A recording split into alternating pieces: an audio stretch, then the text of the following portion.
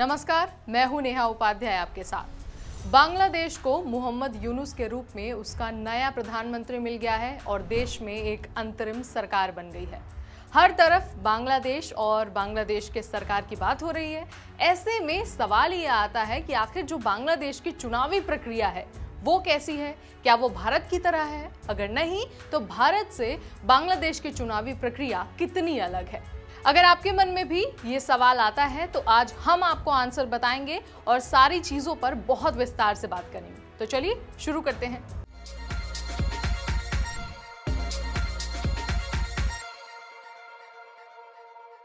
भारत की तरह ही बांग्लादेश में भी संसदीय व्यवस्था है, यानी कि पार्लियामेंट्री सिस्टम है और वहां के पार्लियामेंट को कहा जाता है house of the nation.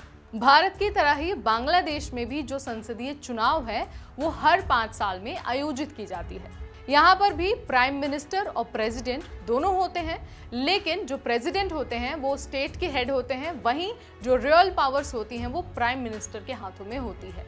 Bangladesh के मौजूदा संविधान के अनुसार मौजूदा सरकार का कार्यकाल खत्म होने के बाद उसके तहत ही आम चुनाव यानी कि जनरल इलेक्शन कराए जाते हैं। ये सरकार फिर जीतने वाली जो राजनीतिक दल है, जो राजनीतिक पार्टी है या फिर जो गठबंधन है, उसको सत्ता सौंप देता है।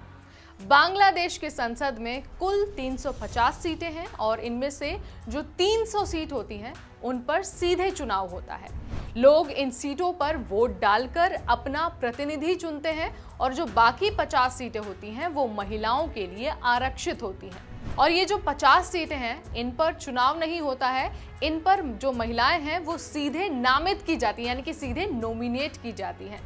पार्टियों के बीच महिलाओं के लिए जो रिजर्व 50 सीटें हैं वो वोट शेयर के आधार पर बांटा जाता है। बांग्लादेश में अगर किसी पार्टी को सरकार बनानी है या फिर सत्ता में आना है तो भारत की तरह ही उन्हें भी बहुमत हासिल करना होगा।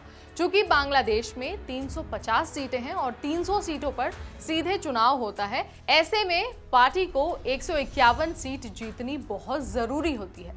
जिस भी पार्टी को बहुमत मिलता है उसके सांसद अपना नेता चुनते हैं। बहुमत वाली पार्टी का नेता राष्ट्रपति के सामने सरकार बनाने का दावा पेश करता है, यानी कि जो यहाँ का सिस्टम है वो थोड़ा बहुत भारत जैसा ही है। इसके बाद राष्ट्रपति बहुमत पाने वाली पार्टी के जो संसदीय दल के नेता हैं, जो चुने गए सांसद हैं, उनको पीएम पद की शपथ दिलाते हैं और शपथ लेते वक्त जो पीएम होता है, जो पीएम के कैंडिडेट होते हैं, वो बांग्ला या फिर अंग्रेजी में शपथ लेते हैं। इसके बाद बारी आती है कैबिनेट चुनाव करने की। जो पीएम होते हैं वो अपने कैबिनेट का चुनाव करते हैं। यहाँ पर भी भारत की तरह एक व्यक्ति एक वोट का सिस्टम है, यानी कि एक व्यक्ति सिर्फ एक ही वोट कास्ट कर सकता है। यानी कि अगर कुल मिलाकर देखा जाए तो बांग्लादेश का जो पॉलिटिकल सिस्टम है, जो इलेक्शन सिस्टम है, वो भारत की तरह ही है, यानी कि भारत से मिलता जुलता है। यहाँ भी एक से ज्यादा पार्टी चुनाव लड़ सकते हैं, यानी कि मल्टी पार्टी सिस्टम है। अगर हम पार्टियों की बात करें तो बांग्लादेश नेशनलिस्ट पार्टी यानी कि बीएनपी, बांग्लादेश आवामी लीग यानी कि बीएएल और जातीय पार्टी बांग्लादेश की 3 प्रमुख राजनीतिक पार्टियां हैं। पॉलिटिकल पार्टियों के अलावा बांग्लादेश में 3 कट्टरपंथी इस्लामी पार्टियां भी हैं। इनके नाम हैं जगराता मुस्लिम जनता बांग्लादेश यानी कि जेएमजेबी, जमातुल मुजाहिदीन बांग्लादेश यानी कि जेएमबी और हरकतुल जिहाद। इन तीनों पर उग्रवाद और आतंकवाद फैलाने के आधार पर फरवरी 2004 से ही बैन लगा दिया गया था। यहाँ पर हमने पूरी कोशिश की कि आपको आसान भाषा में जो बांग्लादेश का चुनावी सिस्टम है, जो पूरा प्रोसेस है, वो समझा सके और साथ ही हम आपको ये भी बता सके कि भारत से कितना मिलता जुलता है बांग्लादेश का इलेक्शन सिस्टम। हमने आपको वहाँ की पार्टीज के बारे में भी बता दिया, नाम भी बता दिया और ये भी बता दिया कि अगर किसी पार्टी को बहुमत में आना है, सरकार बनाना है, तो उन्हें कितनी सीटें जीतनी होगी। आई होप अब आपको समझ में आ गया होगा और जो ऑनगोइंग चीज़ें चल रही हैं उसमें आपको एक और अपडेट मिल गया होगा।